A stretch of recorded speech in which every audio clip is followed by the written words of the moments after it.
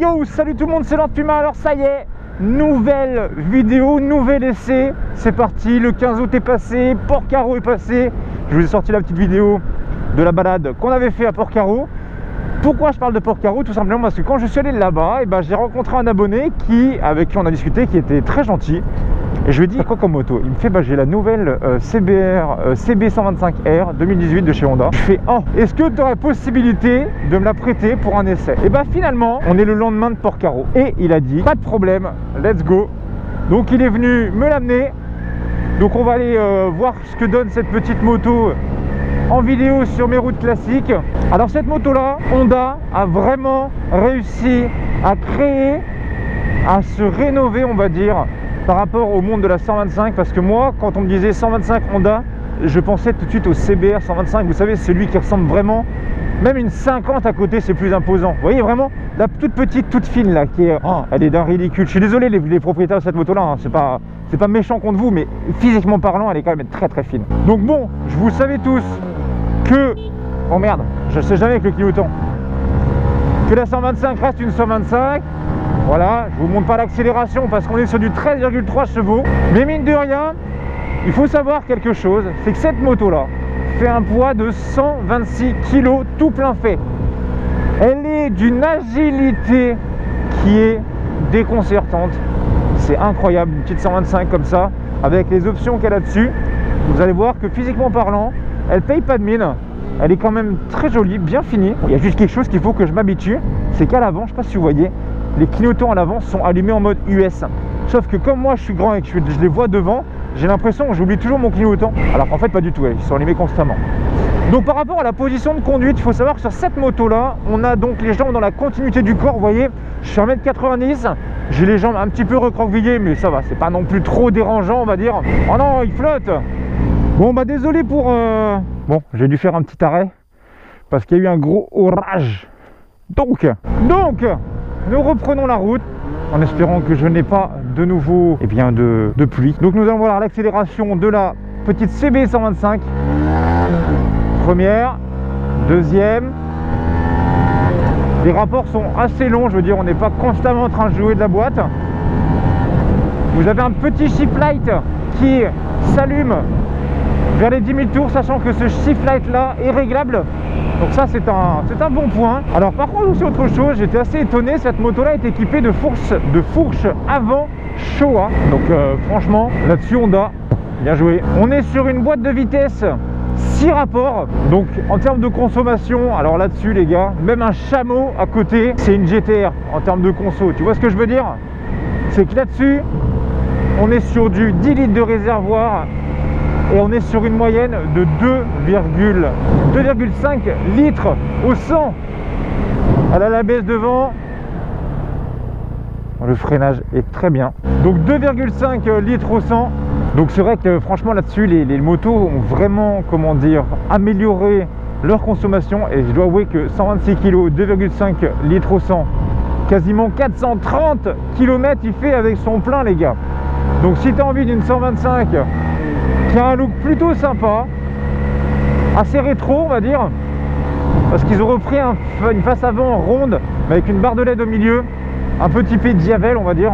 Je pense qu'elle peut vous faire plaisir. Après ça reste une 125 de 13 chevaux les gars, enfin 13,3. donc si vous jamais faites du duo, faites attention les gars, hein, les distances pour doubler multipliées par 5 facile, hein, le temps de doubler tranquillement. Voilà. On va aller se mettre sous l'arbre parce que c'est sec vu qu'il a plu. Et voici la petite CB125R de chez Honda. Alors j'ai pu voir donc cette CB là, la version 300 cm3 et la version 1000 cm3 quand j'étais à l'ECMA 2017 à Milan par SW Motec. J'étais invité par eux là-bas. Donc sur cette moto là, on est vraiment sur une bécane en termes de transformation physique. Ils ont vraiment fait les choses bien parce qu'on est sur un look rétro qui fait plaisir à plus en plus de monde, qu'on revienne au look un peu rétro on va dire, mais toujours avec cette petite touche futuriste année 2018 on va dire. Un petit peu ça, en fait la façon de fonctionner comme ça fait penser un petit peu à la façon de fonctionner un petit peu de la Z900 RS de chez Kawasaki.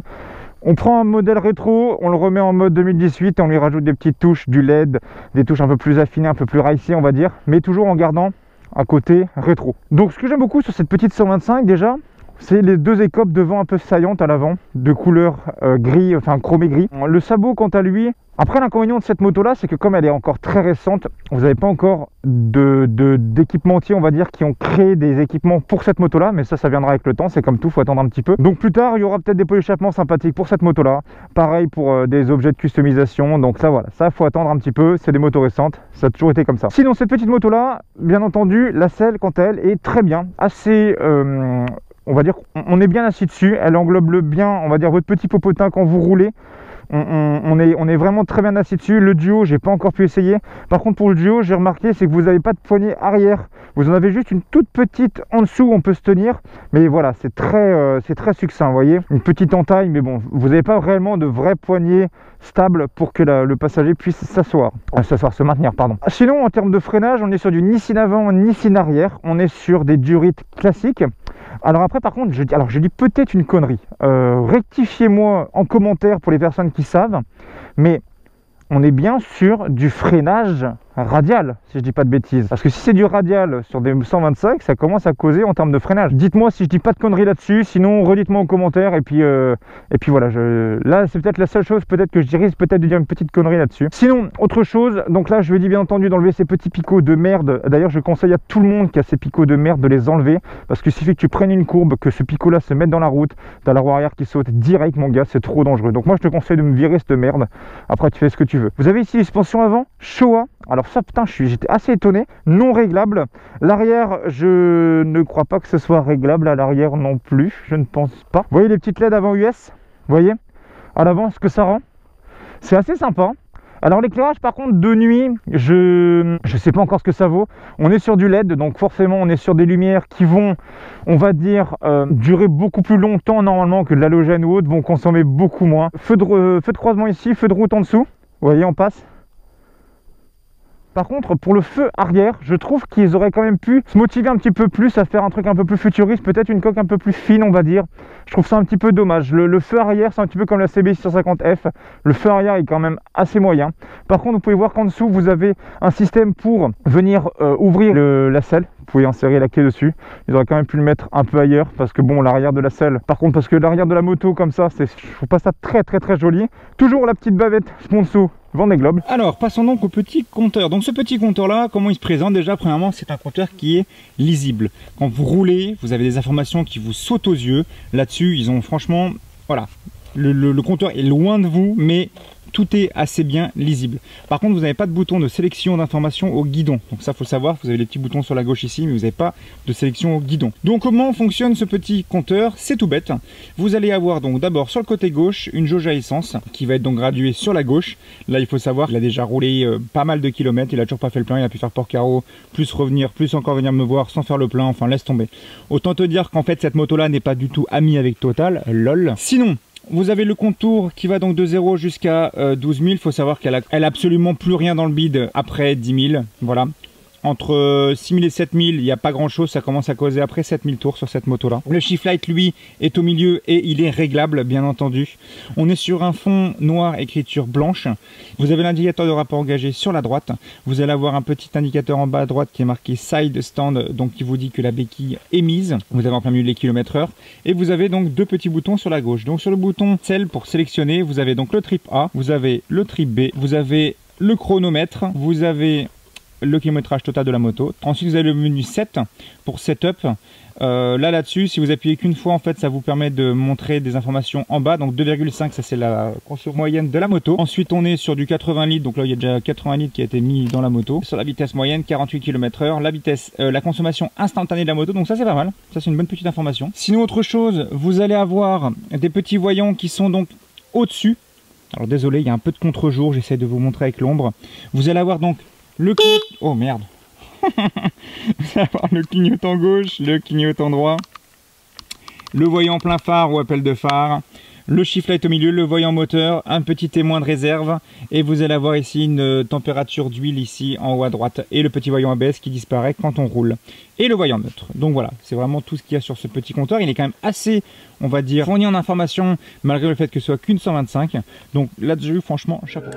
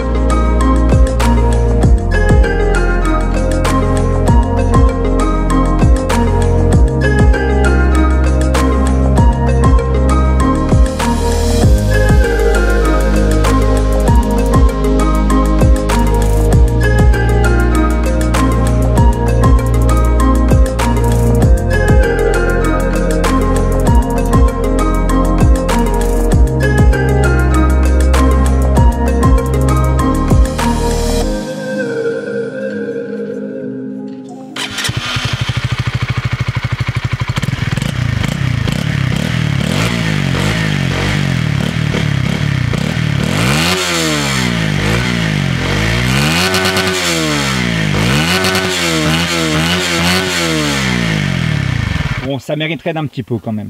Un peu métallique. Allez hop, on remonte sur la Miss. Donc comme vous pouvez voir, 1m90, j'ai les deux pieds bien au sol. Elle est un petit peu haute. Elle fait pas si petite que ça quand on est dessus. On n'a pas l'impression vraiment de conduire une 125. Le gabarit est assez bien. Alors l'angle de braquage. Eh ben, alors là, ok. Fenwick, la moto. Alors cette moto n'est bien entendu pas équipée de shifter, les gars, hein, on est d'accord. On repart tranquillement. Tiens, il m'a demandé, je lui ai demandé vite fait s'il y avait possibilité de voir si ça faisait un mini wheeling. Allez, on va essayer, il n'y a personne derrière. Au moins un peut-être. Eh ben voilà. Même en 1. Bon, je pense que peut-être qu'en essayant de passer en la 2, il y a moyen. Attends, je suis déjà en 4. Allez, go, on ouvre en 3.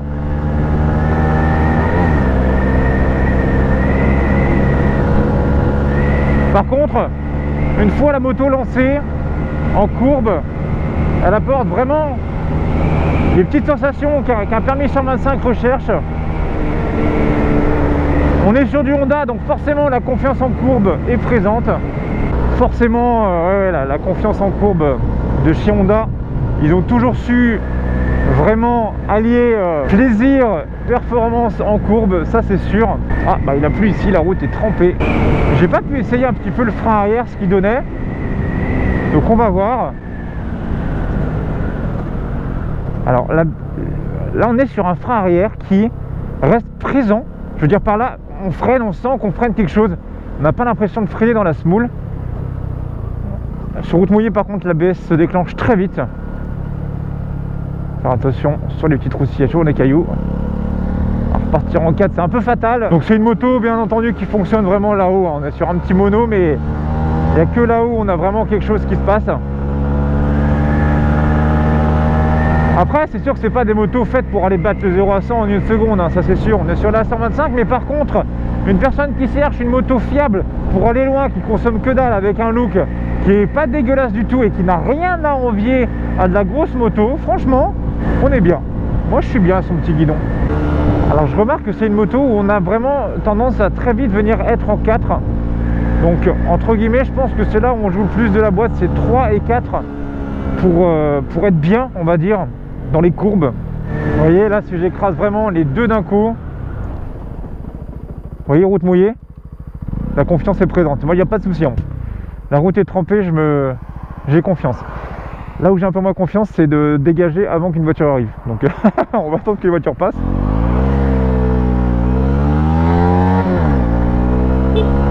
Alors vous voyez, alors là par contre, ça il y a certaines motos, c'est le klaxon qui se met souvent là où il y a le clignotant quand on veut l'enlever. Et moi j'appuie dessus comme un con. Après non, une fois lancé, franchement, je suis sûr que le genou il se met, bon, peut-être pas là parce que la route est trempée, mais il se met, c'est sûr. Donc là par contre, comme on est sur un peu d'origine, les écureuils, vous pouvez dormir, il n'y a pas de souci. Autre chose, on est sur une moto en termes de vitesse de pointe. On est sur du 120, 125 km/h. Donc on peut quand même prendre l'autoroute. Enfin, du moins l'autoroute, je parle par chez moi, la voie express à 110 quoi. Et la confiance sur cette moto là, j'ai l'impression de l'avoir toujours conduite.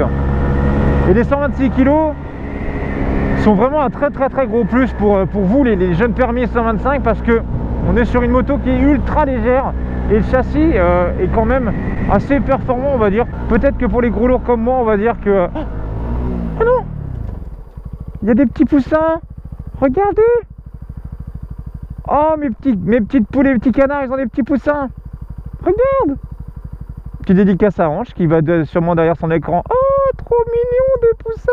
Bah alors les petits. Bah allez, je pars doucement, je vous fais pas peur. Top. Hop, on repart. Je sais plus ce que je disais. Ouais, je disais, ouais, par rapport aux gros lourdeaux comme moi, sur les routes, vous voyez, un petit peu défoncé, c'est pas tellement la fourche avant qui va être un problème, ça serait peut-être la suspension arrière qui a tendance un petit peu à rebondir. Parce que la fourche avant, je la trouve relativement précise. Le monodisque devant Nissin fait le boulot. Et puis j'ai envie de vous dire, à l'heure actuelle, avec les 80 km/h, est-ce qu'il y a besoin de plus qu'une 125? Lol. Vous voyez? J'ai l'impression souvent que c'est plutôt la 3 et 4 qu'il faut pour commencer à s'amuser un peu en courbe. Ça me fait encore extrêmement plaisir de voir qu'on est quasiment 200 000 sur la chaîne. Je ne sais toujours pas ce que je vais faire aux 200 000.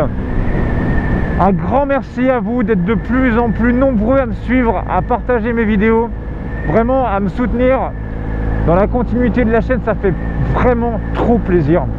Ça fait vraiment trop plaisir. Bien entendu, beaucoup de projets arrivent. Si jamais vous avez le temps, n'hésitez pas, vous avez le lien Utip en description pour venir m'aider à financer mes futurs projets. Il y aura la Normandie, il y aura Orléans, il y aura le Sud, il y aura plein de choses.